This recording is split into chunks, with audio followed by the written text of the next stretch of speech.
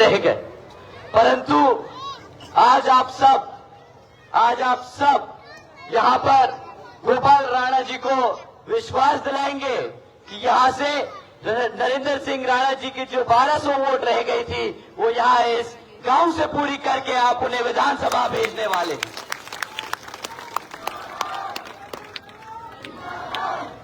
साथियों, इससे पहले मैं बसपा के बारे में या बसपा के जो करे हुए काम हैं वो आप लोगों के बीच में रखूं, मैं यहाँ पर कांग्रेस और भाजपा के बारे में आप लोगों को अवगत कराना चाहता हूं।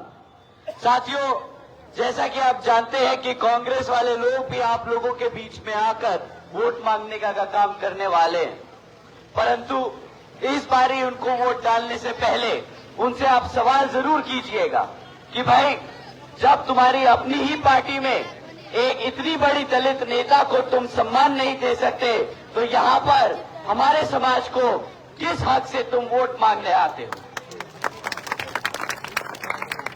आप सबने सुना पिछले कुछ दिनों में कि किस तरह आदरणीय सुकुमारी शैलजा जी के लिए हुड्डा जी के कुछ समर्थकों ने कितने अपशब्द इस्तेमाल करे, आप सबने सुना।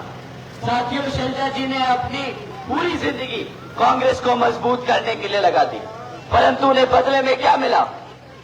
उनको बदले में क्या मिला? कुछ जातिवादी अपशब्द सुनने को मिले।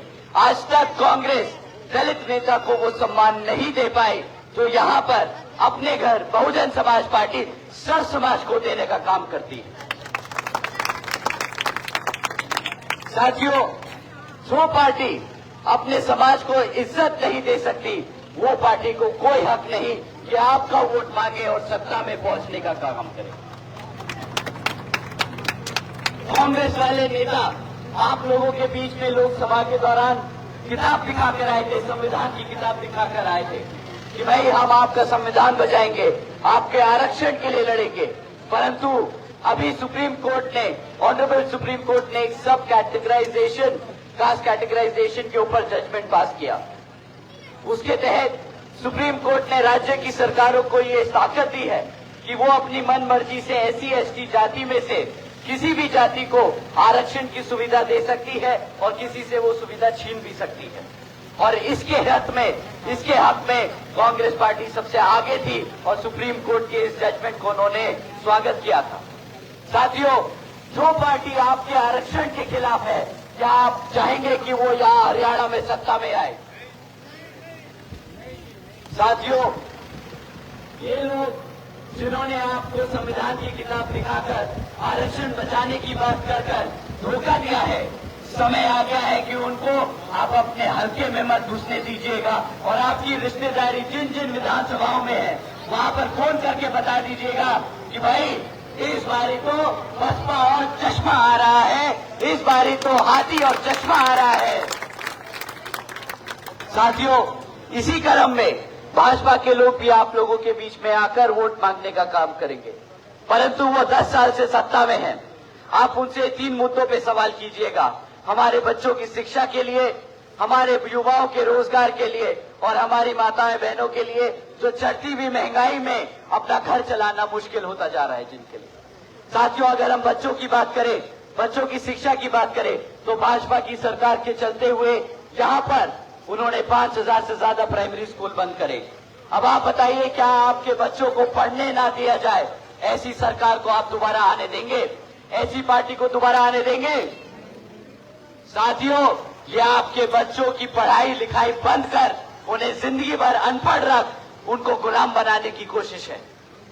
जब आप उनसे सवाल करेंगे महंगाई पर तो वो पलट के बोलेंगे कि भाई हमने अपनी माताओं बहनों को मुफ्त में राशन दिया है। परंतु मैं अपनी माताओं बहनों से पूछना चाहूंगा, क्या आपने अपने बच्चों को इसलिए पढ़ा लिखा कर बड़ा किया कि वो मुफ्त में राशन लाके आपको दे, किसी और के सामने हाथ फैलाए अपना घर चलाने के लिए? बताइए माए, आप चाहेंगे आपके बच्चे किसी और के सामने हाथ फैलाए? आदरणीय बहन जी ने हमारे बच्चों को पढ़ाने के लिए 12वीं तक की शिक्षा मुफ्त में देने का काम किया था। उसके साथ साथ आदरणीय बहन जी ने 40 लाख से ज्यादा रोजगार देने का काम किया था।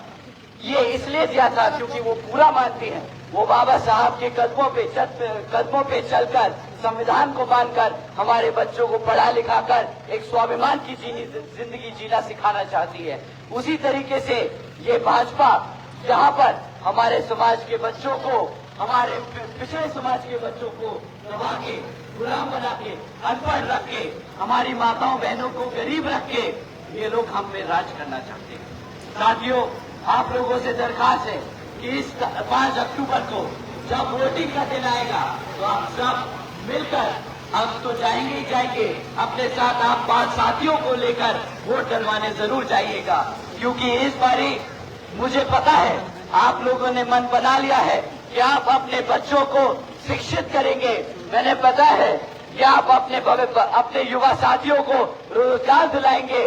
मुझे पूरा भरोसा है कि यहाँ पर आप अपने बच्चों को पूरा सक्षम कराएंगे और वो सब कराने के लिए आप यहाँ पर बसपा, इनेलो बसपा गठबंधन की ओर से हमारे गोपाल सिंह राणा जी को हाथी के सामने वाला बटन दबाकर भारी मतों से जिताकर विधानसभा भेजने का काम करेंगे।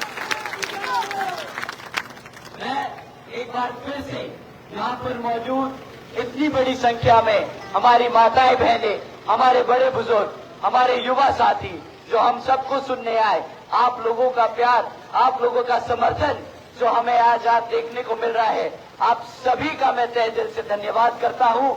जय भीम, जय भारत, जय चौधरी देवीलाल जी।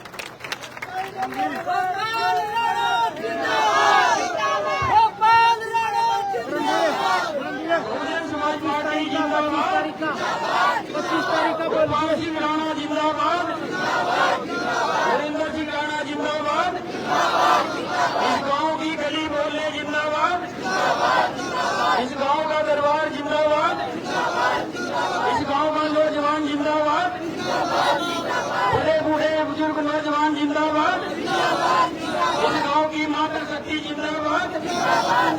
धन्यवाद साथियों, आपके बीच में आए आकाश आनंद जी, ये लाज रखना सम्मानित साथियों, जो कसर पिछली बार रही थी